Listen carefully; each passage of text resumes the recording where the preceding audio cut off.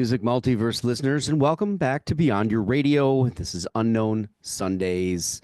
It's time to talk about a topic, a band, an artist, or something in the music multiverse that might be relatively unknown to us missed, that our watchers, collectors, listeners might be interested in, a rabbit hole to go down, so to speak, some of the past, present, and then offshoots as well. A lot of that today. Please remember that this is an extension of the article section of beyondyourradio.com. So if you want the full details written there by me, there's also a link to one of the videos from this particular band. Here's an interesting start that I have yet to do for any Unknown Sunday. My discovery starts from within the framework of one of my favorite Canadian bands of all time, Blue Rodeo. I'm sure you've heard me mention them before, calling them the non-egocentrical Eagles of Canada. If not, take a look back and check it out. Through the many times I have seen the band, the albums purchased, and the connection my wife and I have with them through a mutual wonderful friend and family in Ontario, I have paid close attention to the people, the musicians, and projects that surround them in their peripheral. Sure, there's Jim Cuddy and Greg Killer who do solo projects and band projects and intermingle with other people, Sarah McLachlan and others, Emily Curran and others. There are two exceptional musicians, songwriters, that were kind of circling this in a wonderfully separate and then together pattern, each with an enduring and a captivating sound and signature all their own, but grounded in folk blues and sort of a southernized indie beauty, even though they're northern into Canada. One, a male singer, songwriter, and guitarist that can play to acoustic, electric, and started his career in Veal. No, not the Meat, the band from Vancouver. Oh, come on, you never heard the album Hot Loser? Maybe you haven't. I hadn't at that point either. Then there's the songbird with a bent and wispy, brittle or brutal northern or southern vocal reference and pitches that allow her a palette nearly infinitesimal in opportunity. She's worked with Sarah McLachlan, both as a backing vocalist as well as having her as a guest on her album, Luke Doucette and Melissa McClelland. Two talented musicians sort of in the same spirit of indie folk rock twang, roll, and devilishly cool beauty. And that's both of these slick pairs. This is a very uniquely tuned Canadian married duo that rule these kinds of sound wave after wave. Whitehorse on Unknown Sundays 2025. So to give you a start, Mr. Luke Doucette comes to my ears via him opening for Blue Rodeo one night. And I believe he actually sat in and joined the band, maybe on stage during it as well. This White Falcon thing was an interesting secondary title into his solo career, and that threw me a bit, and it should throw you, I would think. As I was thinking it was an actual band he had, but in actuality, it's the reference to the guitar he uses. His solo techniques and songwriting is kind of a loner type thing, it appears, but his band is usually not always the same personnel, but he does realize it does make an expansion of his expression to maybe have a band with him, whether it's the studio or stage, but it doesn't happen all that often. And that kind of bleeds over into Whitehorse. I don't think he traded the White Falcon band for the sweet yet femme fatale vocalist, songwriter, and musician Melissa McClelland. But what he and she both find was a one-of-a-kind connection and duality that could make for an incredible lifetime and musical landscape. When I picked up Thumbelina's Last Stand, it was based on the eclectic nature of her style and delivery. I was able to listen to it in a record store in Canada, and I definitely noticed Sarah McLachlan and Greg Killer on the record. Their guest vocalist it kind of ties her to the musical nature, it would seem, from here on to this very day, to be honest with you. Luke Doucette, while I knew of him in the touring and performing, I only had the one album, but it was easy to get to him from there. He's actually produced the album by Melissa. So And at that point, they might have actually tied the knot in that years to come. Actually, I'll probably get to that. Whitehorse's debut would actually come in 2011. I think they were formed in 2010, which, they kind of do this between the touring in each other's bands and forming Whitehorse again in 2010. It seems to be an exceptional move for both of these people. And while the cover may seem light and alternatively natured, the delivery is a duo that did not lose their personalities in the mix. In fact, they were able to accentuate their expressions of solidarity and combine them into in an absolutely beautiful complementary set that ranges from folk inspiration to off-centered indie rock and alternative, delicate via edgy compositions. We'll say definitely one of the best albums of 2011, in my opinion. That's right up there with Feist Metal, which is also Canadian. Wasting Light by the Foo Fighters was in that time frame. The Black Keys' El Camino. Ceremonials by Florence and the Machine, as well as the usual forces in that nature. Beyonce, Lady Gaga was coming. You had Coldplay putting out another record that everybody liked, but oh my God, whatever. They had to make one statement, and I was immediately hooked. When all is said and all is done, time will waste everyone. Boom. This is the delivery in the song, which is the first normal track on the album. The first is an opening, sort of an ode to a kitty cat, I think. And the song is called Killing Time is Murder. And yes, they do an unusual bluegrass slanted Springsteen cover of I'm on Fire, which can put you on notice that there's nothing sacred and unattainable in their musical reach and continuity. This well-done debut would be followed up closely in the next year by the title The Fate of the World Depends on This Kiss in 2012, which came under the independent Six Shooter Records. I'll give you another statement. This is from Six Shooter Records. This is their mantra, their mission. Life is too short to listen to shitty music. Well, yeah, truthful. Just to give a shout out to their independently sound label, they certainly use an eclectic ear point of view, which has brought artists like Elliot Brood, The Deep South, Hawksley Workman, Amelia Curran, The Deep Dark Woods, The Progressive Trampled by Turtles, which I just picked up an album of theirs the other day, and Justin Rutledge, who is the only Canadian brave enough to do an entire album of Tragically Hip covers. The label started in 2000, I believe, and yes, they served veal, of course, if you're remembering the band. Right. Luke and Melissa's catalogs are there as well, and their indulgences are there. So, as well as like Whitehorse, which is still on the label, and there's new artists to discover as well as Inuit virtuosity that might be a new musical adventure for your ear as well. Cold July off the sophomore record was astoundingly good.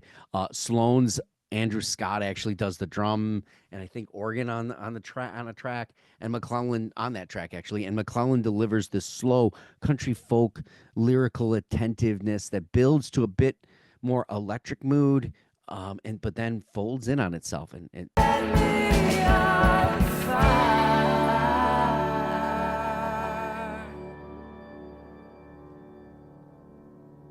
it's been a cold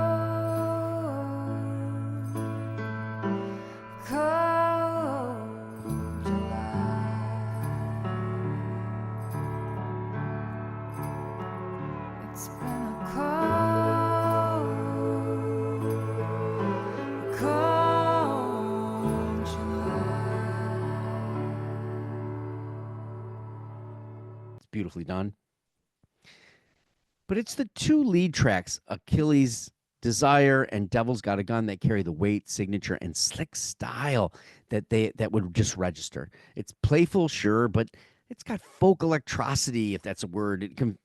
It's kind of contused by a great sense of rhythm and timing with a saloon meets salsa smatterings, and just like nothing's off the table. And this is where it finally gets to that naming that they get. They really get to the heart of their speciality. Their psychedelic ability to walk lines of folk rock, country rock, rockabilly, and even, well, bluegrass.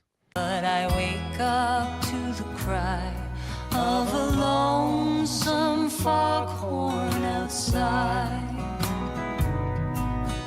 Leave me as you found me.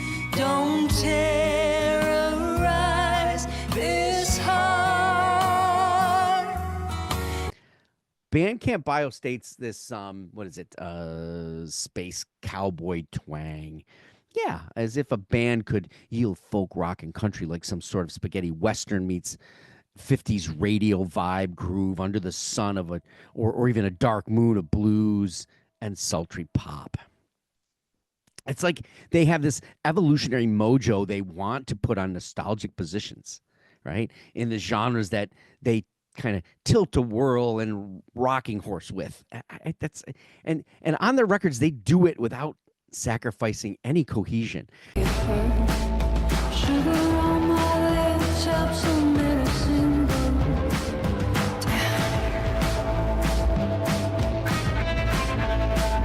Seven deadly sins, gonna drink my medicine down. It's not like I mean, I'm shooting way off here, but like a Sleep Token record where nothing fits into the album. It's just a pile of different types of genres. They actually make them cohesive. That is a skill not usually done well enough when you attempt to unleash such spins. And they would do this again on Leave No Bridge Unburned. Acknowledgement to what they would continually accomplish on their third record in 2015. Now, after two introspective kind of EPs that came before that, there were covers from Blue Rodeo, Gordon Lightfoot, and they even did their first, because they were performing at Massey Hall for the first time. Massey Hall is a huge deal in Canada. But also they did a French take on prior songs, and they actually wrote one in French. So those two EPs, more Love for Country, a Payback, an homage, these are the things that make for great staples in community and realizing where you came from and how you develop your mojo, right? So the duo took everything on from the darker edges of folk rock to the adult alternative bombasticisms of additional instrumentations and horns even, and that would be present on a track called Downtown. I'm electrified by the city ride. I get off where I need to and with who I like. I'm a diplomat on the subway ride. I like the unfamiliar, I'm not scared by that. I'm living downtown. I'm living downtown. The duo would win the Juno for Adult Alternative that year, as well as listed in the 2015 Polar Prize nominees. But still gathering great momentum, killing each song together and fighting to remain a force for themselves. And definitely Gus Van Gogh was an excellent choice for this kind of performance from start to finish. He's produced like Metric, the Arkells, and one of my favorite albums, Once Upon a Hell of a Time by Matt Mays. His actual name is Gustavo Corianderly. He became a staple of the production and mixing for Whitehorse albums from here on, technically, as far as I remember. So what happens when the duo takes all of this to the stage? Do they bring in the drummer, a bassist? Well, considering Doucette's White Falcon, the studio musician bandmate statement, they do not usually, from what I've experienced, what I've seen, what I've heard, although there are performances done with drummer, etc. here and there. So how can they pull this off, this sound? Because when you hear these albums, you're going to wonder how this can be pulled off by two individuals, right? And the live performance is the unique, extensive calculations and workmanship of the duo's ability to take on live looping, to make sure their signature kind of remains when and where they want it. You don't want it to exactly sound like the album. I get that. And these are polished albums, don't get me wrong, but they're polished, but they're gritty. If there's a break, they don't like try to clean up every little bloody thing, which is one of the that's that's that 50s, that's that throwback, that 70s, that's that psychedelia. You just don't do those kind of things. You leave those cracks in the pavement.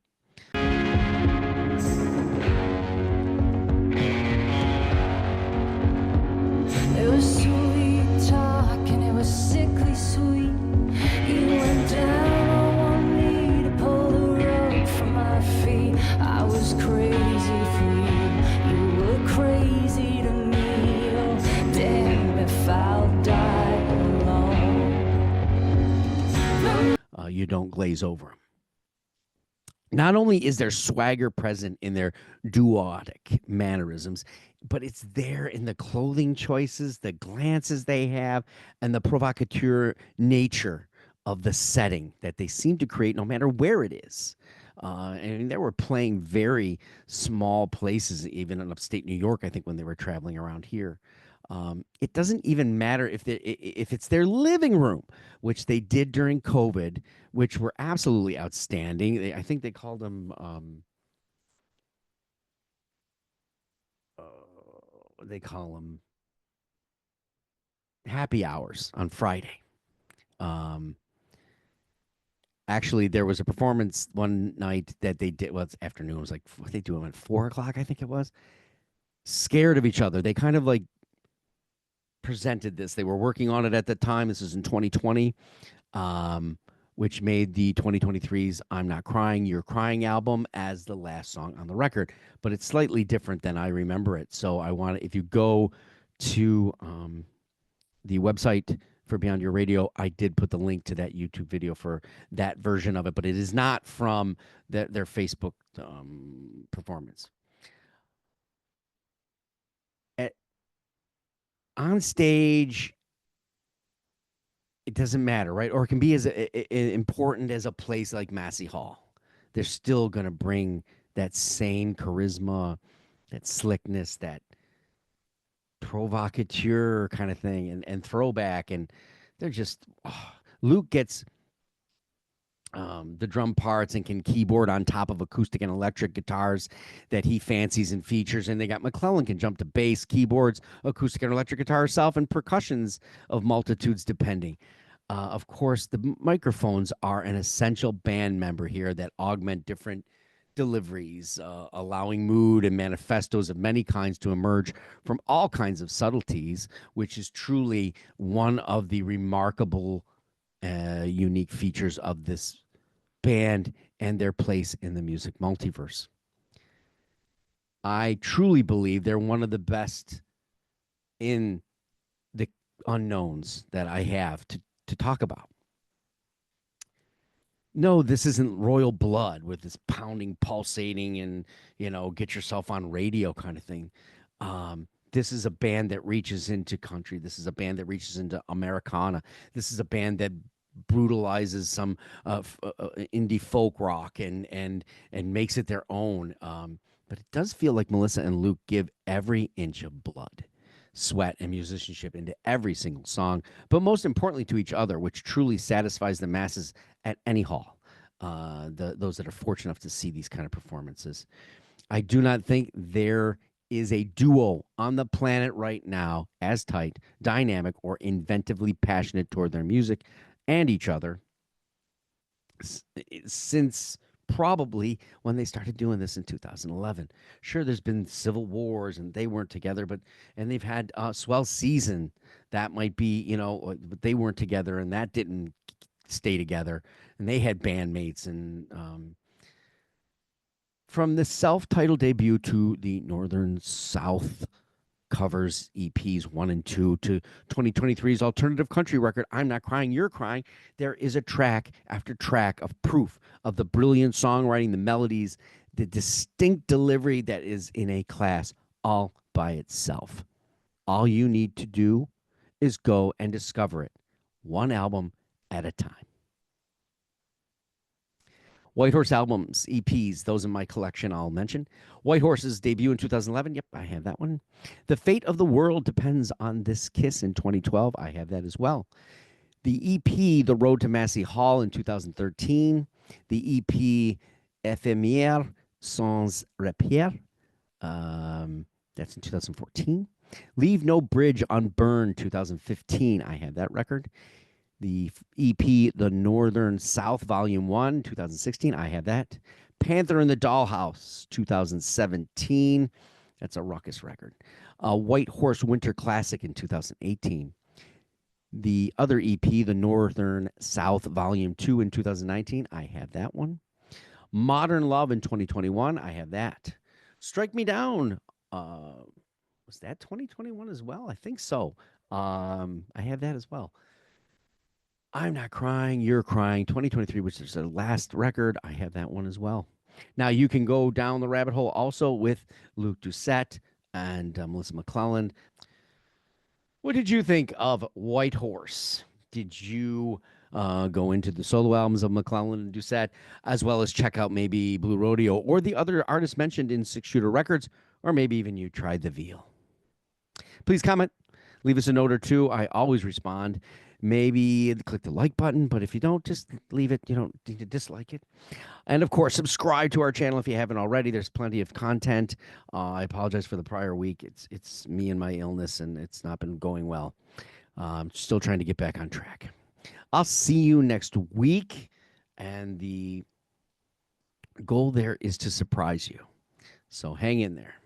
We're on the web at beyondyourradio.com, Facebook, Twitter, Instagram, YouTube, of course. Articles, videos, podcasts, albums, bands, artists, anything we can get our hands on. Go Beyond Your Radio with us, a real music appreciation channel. Thanks for watching, and happy listening.